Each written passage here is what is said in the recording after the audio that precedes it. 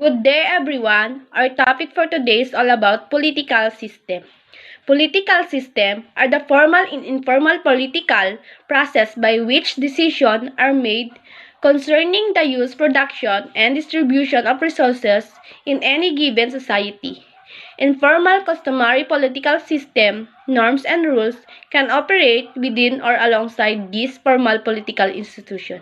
Ang ibig sabihin nito ay, ang mga sistemang pampolitika ay ang mga formal at informal na prosesong pampolitika kung saan ang mga pagpapasya ay ginawa tungkol sa paggamit, paggawa, at pamamahagi ng mga mapagkukunan sa anumang partikular na lipunan.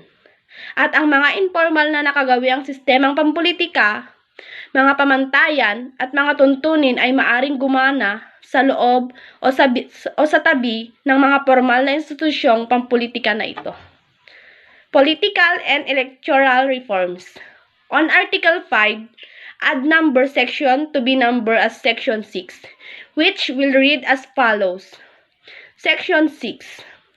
The state shall prohibit political dynasties in order to prevent the concentration, consolidation, or perpetuation on political power in person related to one another. A political dynasty exists when a family whose members are related as spouse and up to the second degree of consanguinity or affinity, whether such relations are legitimate, illegitimate, half, or full blood, maintained is capable of maintaining political control by succession of by simultaneously running for on holding elective position. Ang halimbawa na lang nito ay, kunwari, yung mga magkakaanak na tumatakbo sa politika. B.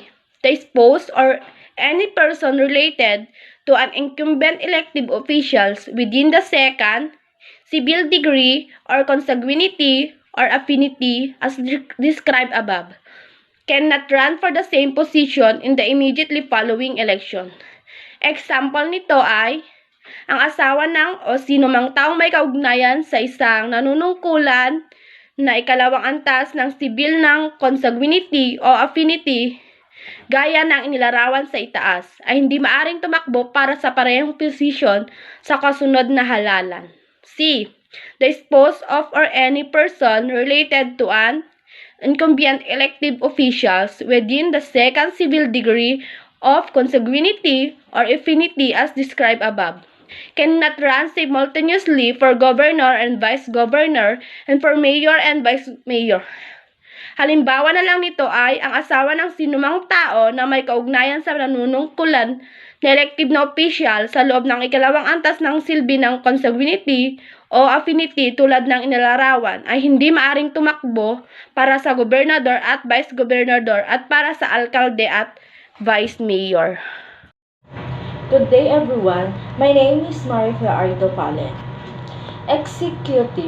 Executive power is implemented by the government under the leadership of the President, which is President Gloria Macapagal Arroyo, wherein her party affiliation is under CAMPI or Lakas CMD. President Gloria Macapagal Arroyo was appointed as President last January 20, 2001 and has been re-elected last May 2004 elections. Her term will then end in coming May 2010 elections. The President functions as both the head of state, the head of government, and the commander-in-chief of the Armed Forces of the Philippines. The President is elected by popular vote to a term of 6 years. The President then appoints and may fire her cabinet members whom she officiates over. The executive seat of government is managed officially from Malacanang Palace, which is also the official residence of the President, which is the capital city of Manila. The president may no longer run for election unless he or she becomes president through constitutional succession and has served for no more than 4 years as president. The second highest official, Vice President Noli de Castro, wherein his party affiliation is Lakas CMD or independent, which is also elected by popular vote, has last June 30, 2004. The Vice President is second in line to session should be President resign, being impeached or die in office. The Vice President is usually a member of the President's cabinet but not always. If there is a vacancy in the position of Vice President, the President will appoint any member of Congress which is usually a party member as new Vice President. The appointment will be validated by a three-fourth vote of Congress voting separately. Last is legislative. The bicameral Philippine legislature wherein members of the board are elected by popular vote. The two-chamber Congress consists of the following. Senate or Senado or upper chamber consists of 24 seats wherein half are elected every 3 years and members elected at large by popular vote to serve 6-year term. They can be re-elected but they are no longer eligible to run for a third consecutive term. The Senate is elected at large. Elections for Senate was last held on May 14, 2007 and next to be held in May 2010. Next is House of Representative. House of Representative or kapulungan ng mga kinatawan or lower chamber consists of 212 members representing district plus 24 sectoral party list member and members elected by popular vote to serve 3 years term. The Constitution prohibits the House of Representatives from having more than 250 members to 206 are elected from the single members district. Through a complex party list system, hinging on the party receiving at least 2% to 6% of the national vote total. The upper house is located in Pasay City, while the lower house is located in Quezon City. The district and senatorial representatives are elected with a term of 3 years. They can be re-elected but they are longer qualified to run for a fourth consecutive terms. The House of Representatives may decided on a resolution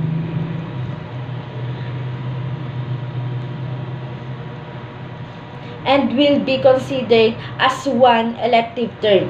The same rule applies in the Senate. However, it will only apply if the seat is vacated before the regularly legislated election. Elections for House of Representatives was last held on May 14, 2007 to be held in May 2010. Last is judicial. The judicial branch of the government is headed by the Supreme Court, which has a Chief Justice, which is Renato Puno as its head and 14 associate justices, all selected by the President on the recommendation of the Judicial and Bar Council, and they shall serve until 70 years of age. Court of Appeals, which is Sandigan Bayan, is a special court for hearing corruption cases of the government officials.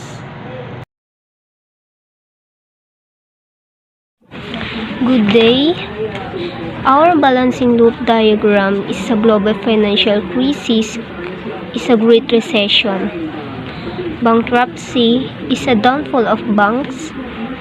Fraud and corruption is exposed irregularities. Opportunities is a investor rules and law. Increase in investment is a financial stability is regained. The more global financial crisis, the more bankruptcy, the less fraud and corruption, the more opportunities, the more increase in investment, the less global financial crisis. There are three negative relationships the causal loop is balancing. And I am Lizelle May Panganiban, and I will discuss the balancing loop of political systems. So I will be tackled the voter feedback loop. So first is the politician performance gap. The second is vote for best candidate to close the gap. The third is politician incentive to please voters by optimizing the common good. And the last is actual politician performance.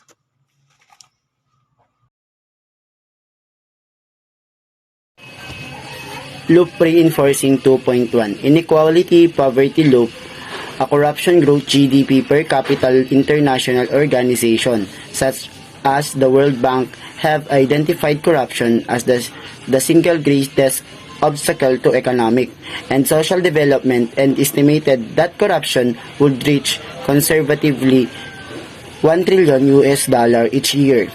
Furthermore, the World Bank has estimated that with such levels of corruption, countries that tackle corruption, improve governance and the rule of law could increase per capita incomes by a staggering 400%.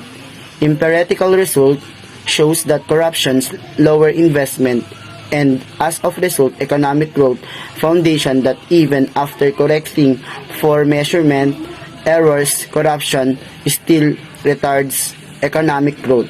Also analyze the effect of corruption on economic growth, noting that the most important channel through which a corruption affects economic development is political instability. Literature has shown that through a growth-related chain going through investments, that corruption reduces growth and that the causality is indirectional from corruption to growth. Level of corruption, poverty, social transfer, reinforcing 2.1, poverty, negative populism, positive level of quality of positive institution, GDP per capita, inequality, positive, reinforcing 2.2, inequality, negative poverty, tax revenue, private investment, public expenditures in human capital GDP, negative, corruption, positive.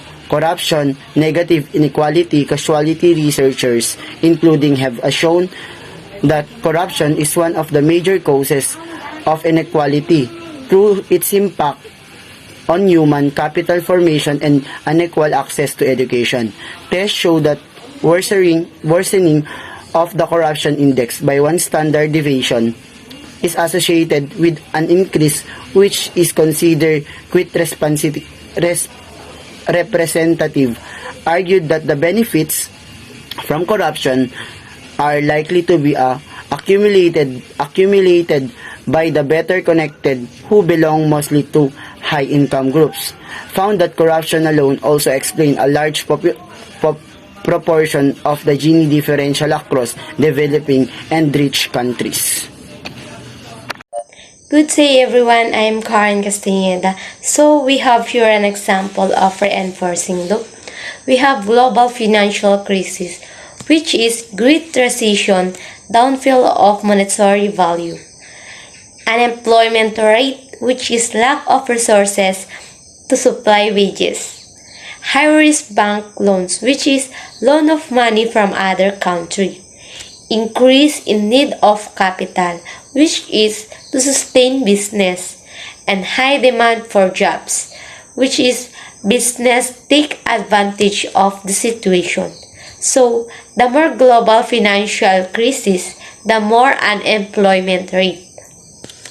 The more high demand for jobs, the more increase in need of capital. The more high-risk bank loans, the more global financial crisis. So, there is no negative relationship. The causal loop is reinforcing. Next.